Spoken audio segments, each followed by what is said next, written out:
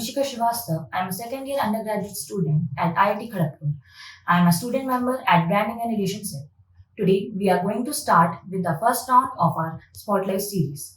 Today, we have Mr. Bharat Uday with us, who is a student of electrical engineering. Bharat, why don't you introduce yourself? Hello guys, thank you for the introduction. So my name is Bharat Uday. I'm a fourth year undergraduate student of the Department of Electrical Engineering, enrolled in this BTech course. I'm a holder of Meghna's Hall and I'm from Delhi. And thank you so much for having me here. Yeah. Okay, so let's begin with our question now. Moving towards our first question. What is your point of view regarding KGP's culture in shaping one's future?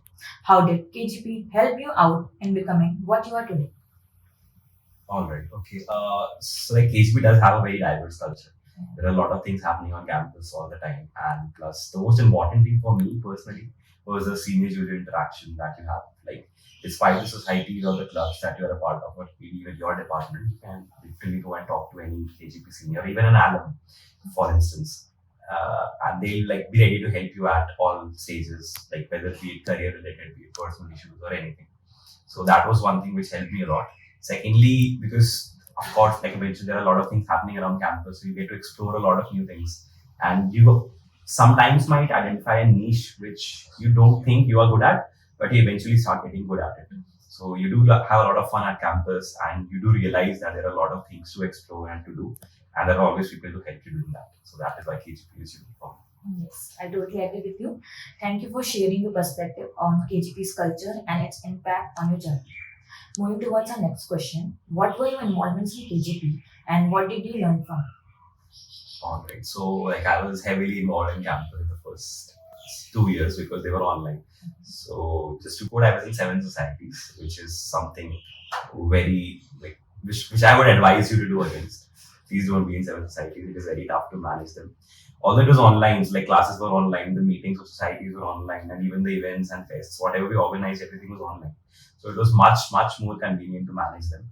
So I remember an instance where I was, when there were 3 societies, they had them meet at the same time. And I had joined all the 3 meetings on different devices at home, which is something you should not do. It is like wrong on part of you, and you're doing wrong to the society because you're not being dedicated. But yeah, so that I was heavily involved. I had a lot of friends, a lot of circles. But yeah, today as of now, I'm only involved in one society. Like I left all the societies in my 3rd year, and I'm currently only in business club. And this is where I wanted to be forever, and this is where I feel belong. So always identify where you want to be, what aligns with your career, with your personal goals, and with your abilities. That should be good to do. I think it must be very hectic. Thank you for sharing your experience. Okay, so you achieved department change after first year. What will be your valuable insights for the freshers aspiring for the same? Yeah, like a lot of people come here thinking of a department change. So did I. Like I was like, let's just get a department change and then we'll think of what to do in life. So department change was my foremost goal in my first year. So I did study a lot for just because of Pepsi. Not that I was interested in studying or I wanted to study. I totally did not. But like I just wanted a department change because everyone was like, bro, you should go and take circuital because like job opportunity is better. You end up doing coding, you get more shortlists, XYZ. A lot of different things happening. So I just thought like might as well try. I was in aerospace. So I had initially planned that I'll just go into aerospace core, I'll study aerospace and do all that. But then I realized like not a lot of core aerospace companies that come to campus. So I went to electrical, so that's the circular department. I tried coding, I could not do coding, I didn't like coding. So electrical didn't really work out for me that way. But yeah, it was one thing that happened in my first year. I was really proud of myself for DEPSing, but right now I'm not because it's a very hectic department. Don't get high CGPAs in electrical at all. The profs are tough to deal with, and 3 labs are a pain. But yeah, if you want to get a DEPSI, just study hard in your first year. Keep everything aside, get a DEPSI because then you are sorted for life. Yes, okay.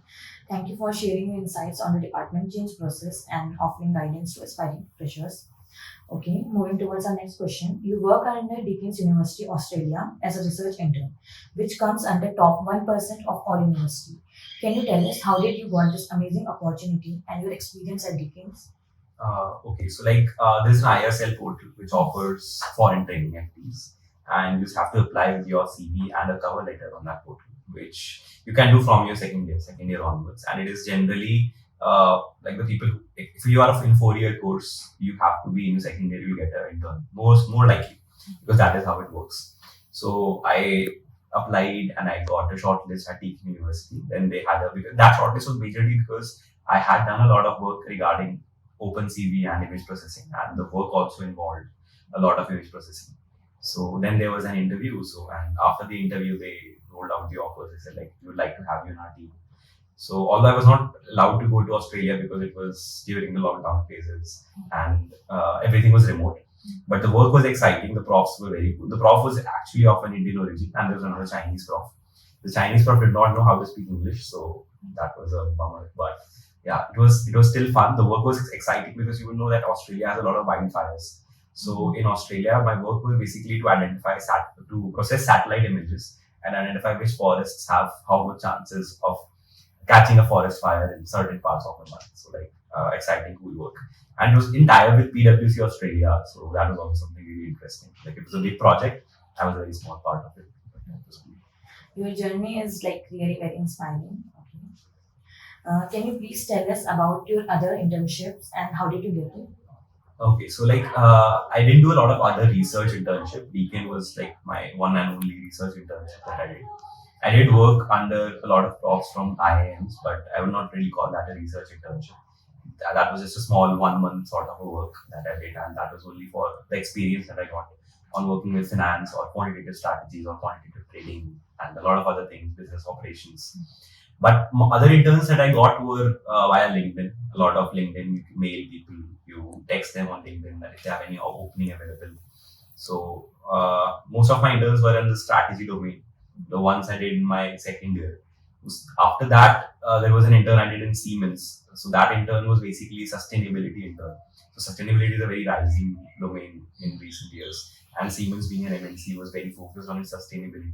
So that was one thing that I did, and it was a fun experience because I live in Noida, and the office of Siemens is also like located very close by. So that was fun.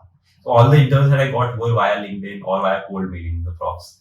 It's not a big deal. Like doing a lot of interns is not a great thing. You should not do a lot of interns again because I had an online tenure. Everything I did was online first 2 years, man. So that is why getting a lot of interns was easier. One or two good interns where you learn work is it. Thank you for shedding lights on the internship and the proactive approach you took to secure. Okay, so moving towards the most amazing question, I would say, we all know you are a great sportsman. Can you please tell our audience regarding your achievement in sports and how did you manage it with your amazing academics? Okay, so like I wouldn't say I'm a great sportsman on campus. I mean, I don't play any sport on campus. You won't see me doing any of the sports thing on campus. I just like focus on my CADs and the other stuff that I do.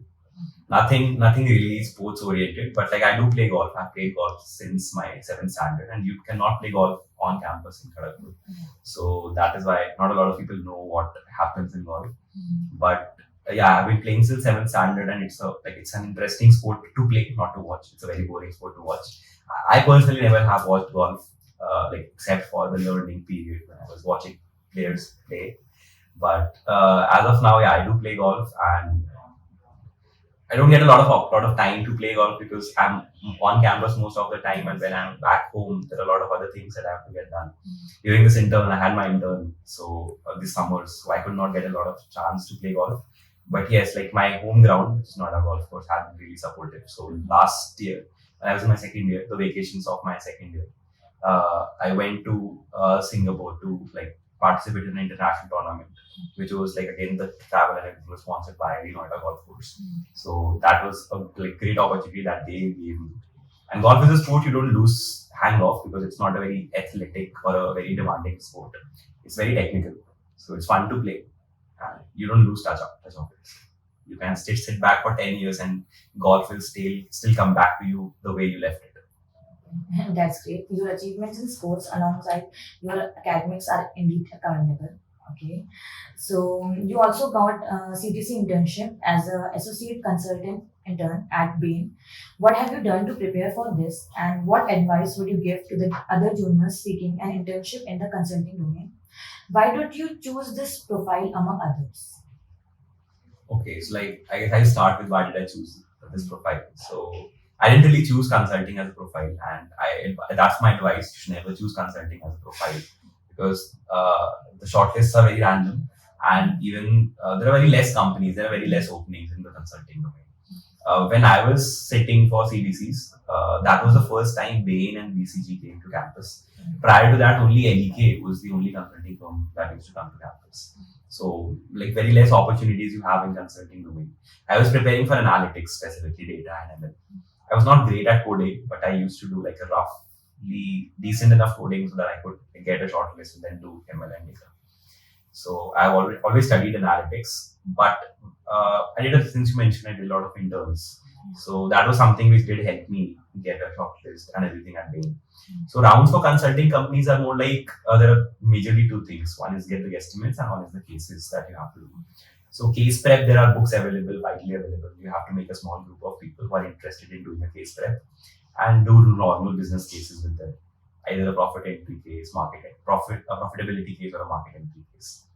It's no big deal. Like I started preparing 1 week before my actual interview. So you don't have to prepare for like a month or something. It's not great. Just keep doing what you do and be good at it. You'll get a shortlist. That's it.